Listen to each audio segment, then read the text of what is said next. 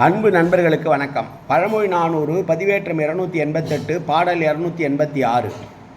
எதிர்த்த பகையை இளையது ஆய பொழுதே கதித்து களையின் முதிராது எதிர்த்து நனிநயப்ப செய்தவர் நண்பு எல்லாம் தீரத் தனிமரம் காடு ஆவது இல்.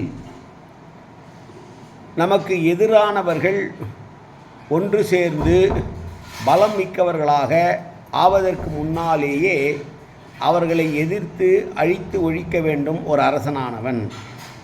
அப்படி செய்யவில்லை என்றால் அது அவனுக்கு துன்பத்தை விளைவிக்கும். எனவே தன்னை எதிர்ப்பவர்களை உடனடியாக விரைந்து சென்று அவர்களுடைய பகைமையை இளமையாக இருக்கிற பொழுதே அவர்களுடைய பகை ஆரம்பிக்கும் போதே முறித்து விட வேண்டும். அப்படி முறிப்பது என்பது நல்லது. தனி மரம் என்பது தோப்பு ஆகாது.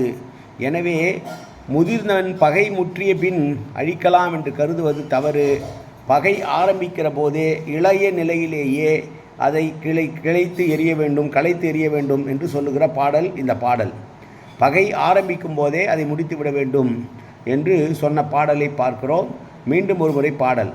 எதிர்த்த பகையை இளையது ஆய பொழுதே கதித்து கிளையின் முதிராது எதிர்த்து நனிநயப்ப செய்தவர் நண்பு எல்லாம் தீர தனிமரம் காடு ஆவது இல்.